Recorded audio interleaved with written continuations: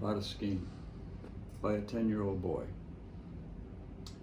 who discovered at a time when his people were under the thumb of a conquering nation, Rome. And in the story, this boy, and we'll play a little bit of the recorded part of the story that I have on disc. I want you to listen to that, and I'll get into what that story is about with what we're talking about now.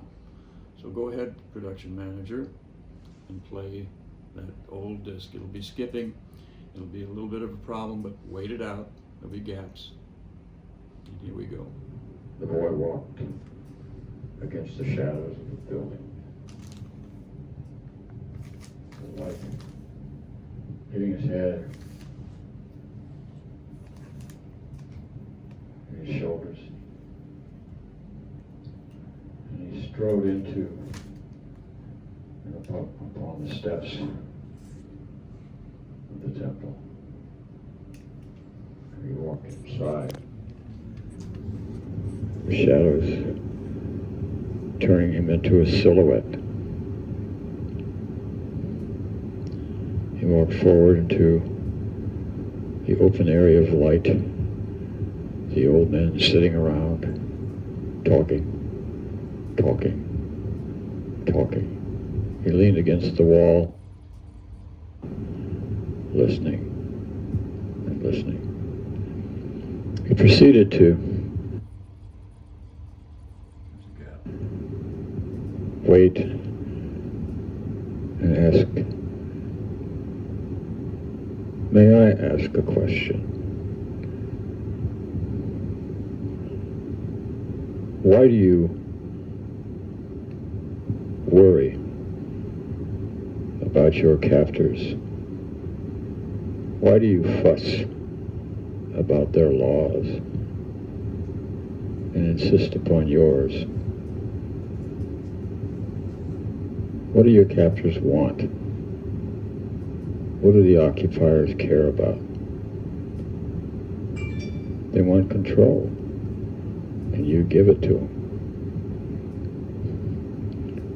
But you have them if you want them. Didn't you say they took your great teachers, took them to Rome?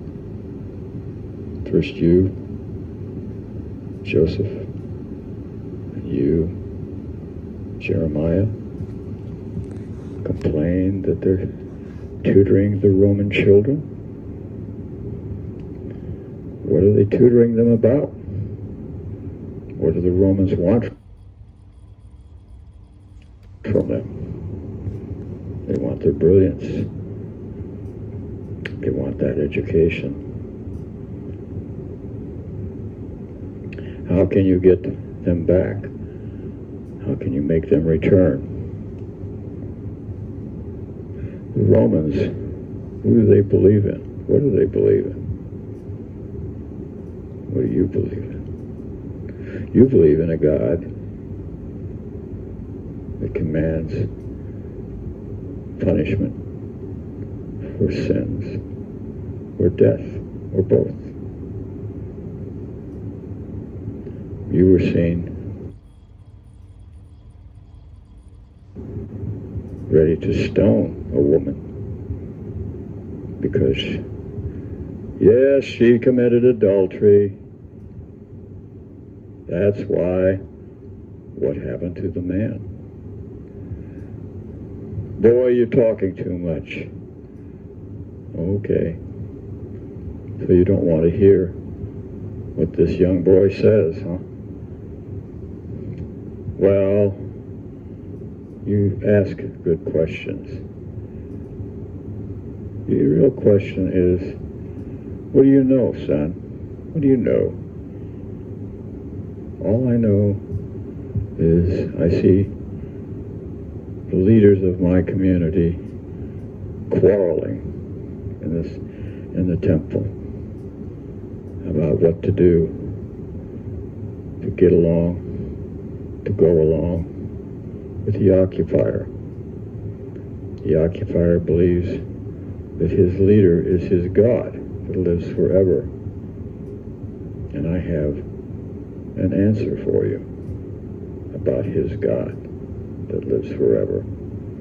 Because if you have a God that lives forever, you can capture Rome.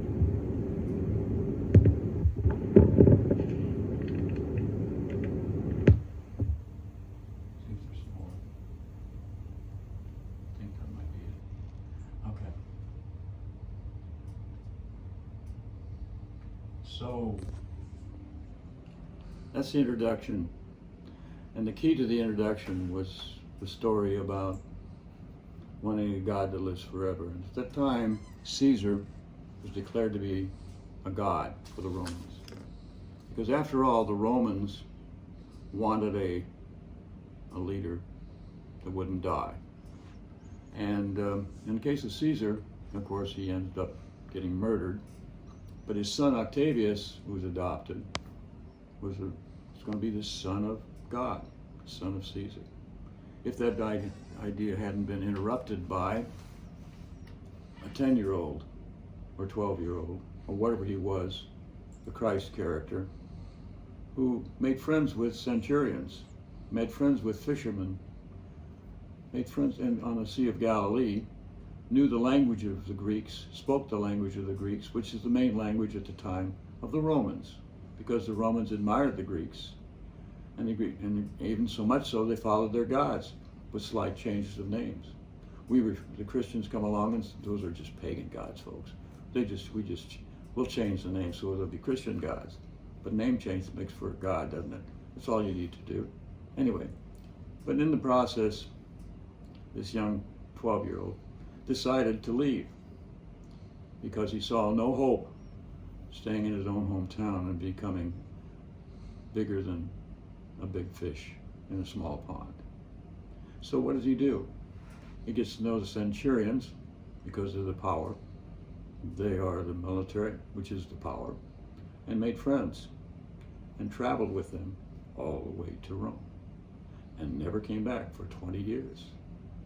All the speculation about he went to India, went to this place, went to that place. No. He went to Rome because in Rome, it was the Paris of the time.